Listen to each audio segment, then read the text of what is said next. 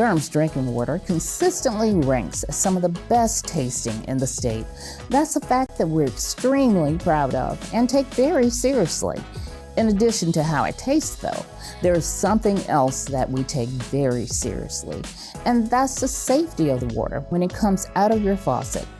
That's why we need your help on a very important project taking place, not only in Durham, but across the nation.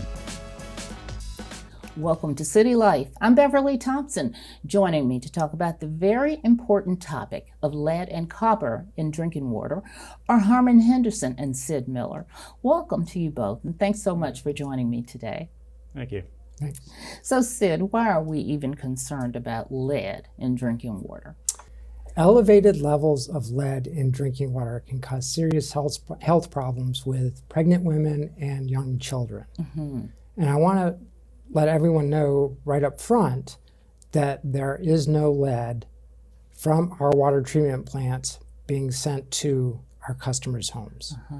So, Harmon, if we know that, then why is there even a concern about a possibility of it being in our drinking water?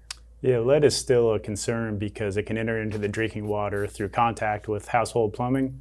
This occurs when older lead pipe and lead fittings begin to corrode and lead is released into the drinking water at the home. This is particularly an issue in older homes with original plumbing. Actually, in the U.S., lead piping was banned for water systems back in 1986. Okay. So since that time, they've mostly used copper and plastic.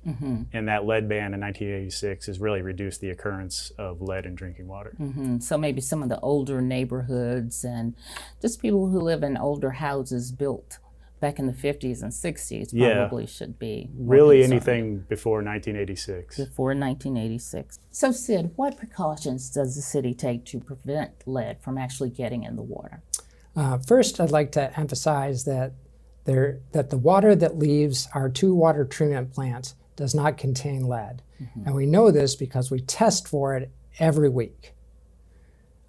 Second, we add a corrosion control chemical called zinc orthophosphate to the water to prevent lead from leaching from any pipes. And then every 3 years, we test the water in our customers' homes for lead and copper. We have a sample pool of over 200 homes. We test the water in those homes. And we last did so in 2022. And we found no home with any actionable level of lead or copper, and virtually none of the homes had any detectable lead or copper whatsoever. So Harmon, I know in 2021, the EPA, Environmental Protection Agency, revised the lead and copper rule. Tell me why these changes were needed and why they were made. Yeah, the EPA revised the lead and copper rules in 2021, and the rules will actually go into effect in later this year in 2024. Okay. The point of the rule revisions were really to improve public health, and they focus on identifying and eliminating lead service lines, reducing potential exposure of lead in drinking water at schools and child care facilities, and also providing information to the community about the potential hazards of lead in drinking water. So I know as a result of these rules or rule changes, we're conducting a water service line inventory and verification project. So what is that and who'd be impacted by it? Yes, so it might be helpful if I first define what we mean by a service line. Yeah, so thank you. A water service line is the pipe that takes water from the water main to the water meter, and then from the water meter to the home or business. Okay. And in the city of Durham, the city owns and maintains the portion of the pipe that goes from the main to the meter, and then the customer is responsible for the section of pipe that goes from the meter to the house. And so as part of the rule revisions, we're required to inventory the materials of all the service lines, both on the city side and on the customer side. And as I mentioned, there was a lead ban in 1986. So the focus now, we're going a few years later, and starting in 1988, anything before that, we really are focusing on trying to figure out what those materials were back then. We do have some pretty good records, but there's still some data gaps, and that's where we need the public's help. So you have a good idea of where the data gaps are or what neighborhoods? We do, and might it's be affected? primarily in those older neighborhoods. Older neighborhoods. So Sid, what can the public do to help with the water service line inventory? So one thing they can do is actually go into their crawl space or basement and confirm the material of the service line themselves. And if their house or whatever their home is has a foundation of what's called slab on grade and they can't do that, then they can actually request an inspection and we'll confirm what that service line is. So I know, speaking for myself, I don't like crawling under my house, but how do I even know which pipe I'm looking for and what it could possibly be made out of? Well, we provide information to all of our customers and how they can do this. So that information is available online. But basically what you can do is you bring a magnet and a penny and your phone and a flashlight, and you go into the crawl space and you can use any of these tools to test what that material is, document it with a photograph, and you can upload those on our website and confirm that material. So what about older apartment buildings? I mean, how do they go through the same process, or do the owners have to do that kind of testing? Yeah, they would go through the same process. The city needs to include those in our inventories, but the EPA kind of exempts any piping greater than 2 inches because they never really fabricated lead pipe greater than 2 inches in those larger apartment complexes. While they're older, they may be older, it's unlikely that they would have lead. But we do still need to include them in our inventory. Okay. So this sounds like a huge project. And how many, do we even know how many service lines there are, and what do we even expect to find? We have some idea. It is a large project, and as of now, in Durham, we have over 108,000 service lines. Of those, to date, 57% of them have been documented as non-lead, but the remaining 43% are still unknown. So our focus right now is to try to eliminate those remaining unknowns. So Sid, I know that this is a national project, but why are we required to do this as a part of the bigger national picture? So the U.S. Environmental Protection Agency has this new lead and copper rule, which is something that the city of Durham, as all other municipal water providers, are subject to. Okay. So this is taking place throughout the nation, right? Correct, every water utility in the country. So we're not the only ones who are having to go through this. When does it have to be done by? The first round of the inventory is due to the State Department of Environmental Quality October 16th of this year. Okay, all right, so not much time to do the first phase, huh? Not for the first phase, but then we'll have it'll be an iterative process for the next 10 years before all service lines are inventoried fully and any lead service lines are removed from the system. So how have you notified residents about participating in the project? We've gone at it a few different ways. We have the website, leadsafedurham.org. We've also sent out postcards to all customers that currently have an unknown service line. And then we are also doing targeted field inspections that will help support a predictive model that we'll be using in the future as well. Okay, so my next question is, if you can walk me through how a resident would participate in this project. Sure, similar to what Sid said about doing the crawl space or basement inspections.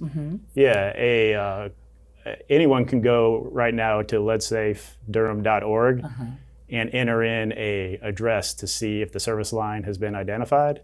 If it hasn't been identified, then customers can participate by identifying their service line themselves in their basement or crawl space.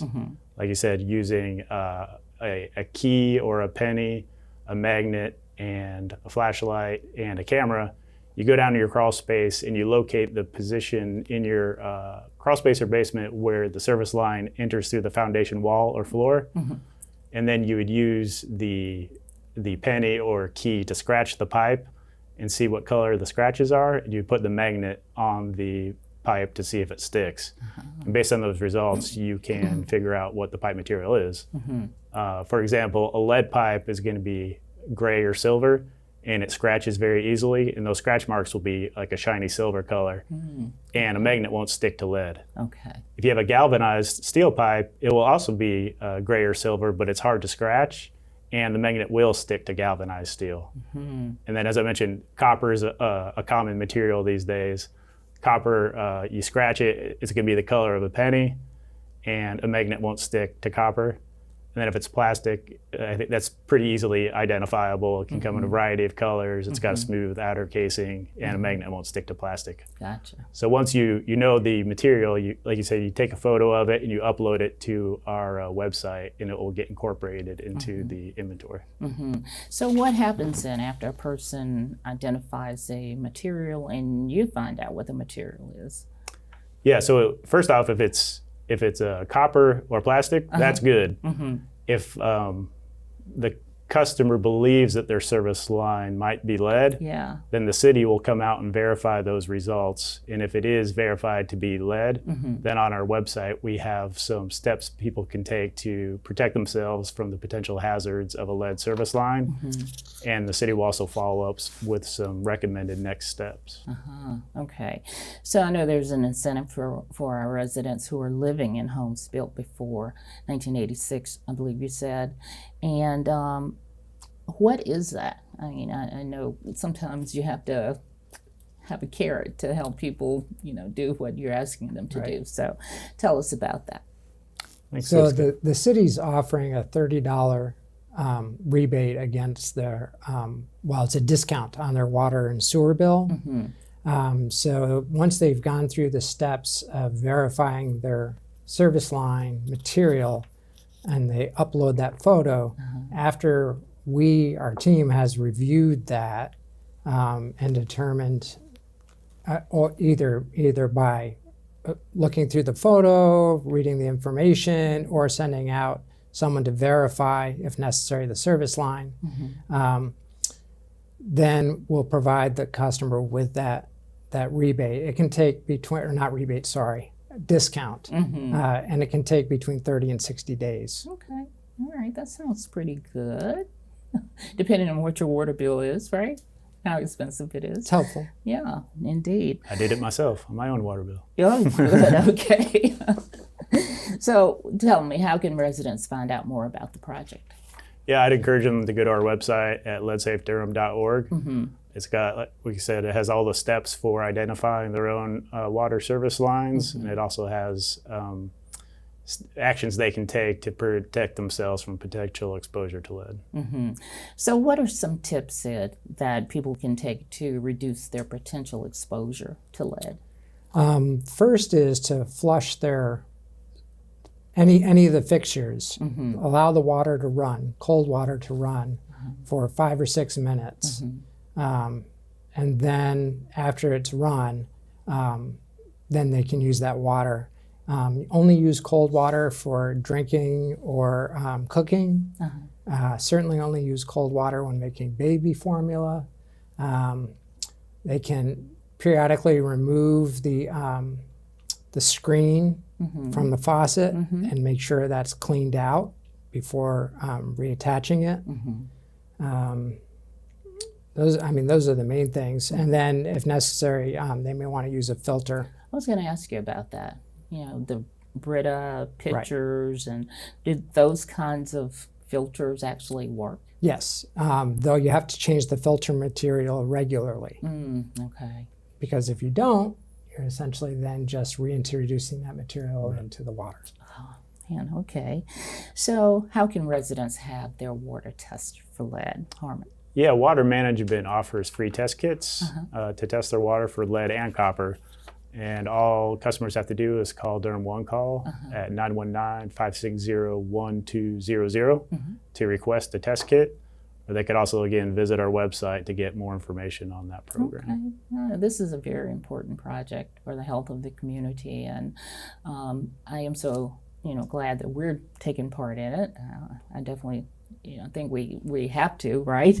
Because of EPA, but that is great. Is there anything else that you guys would like to add about this whole project?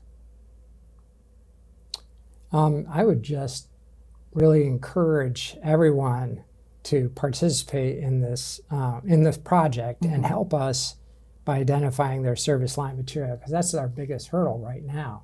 It's just identifying what we have out there. I did want to ask one more question. So after the first phase and you report this information, what happens after that? So after we report the first phase to the state, then within 30 days of us submitting that inventory, every customer that has an unknown service line remaining, or a lead one, or what they categorize as galvanized requiring replacement, which is a different category, will get a notice in the mail of what those materials are. And then every year we'll be working to reduce the amount of unknowns, lead service lines, and galvanized requiring replacement until after 10 years it's been completed. Okay, so it's a 10-year long project. Right. Oh, okay. But the city has deliverables annually Okay. to the state. So Herman, I know that a lot of people don't have access to the internet, and they maybe aren't watching this show on YouTube. How are we making sure that everybody knows what they need to do for this lead and copper inventory?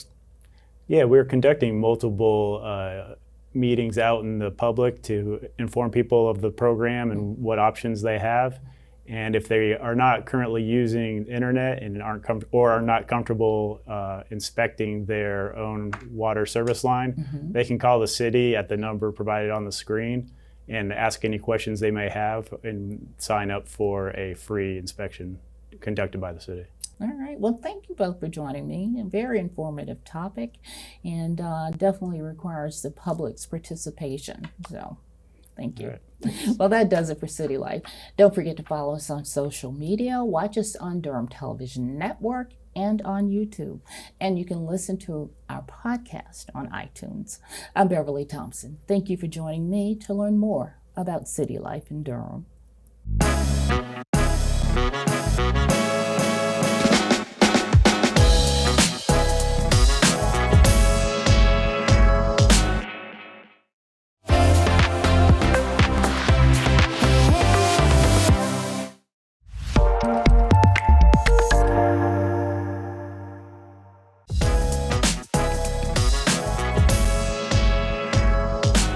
The one question I did have, you said that a filter, a water filter, like a Brita filter, will help. And you said it needs to happen regularly. How often is regularly? Is that every 6 weeks, every 2 months, every month? You mean changing the filter? Changing the filter. It depends on the filter, and you have to read the instructions that come with the filter. Okay. Fair.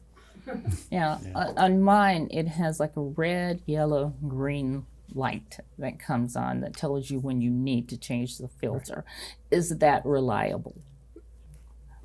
I don't know. I'd lead. look at Consumer Reports to find out. I mean, I don't know. I'm sure it depends on the filter.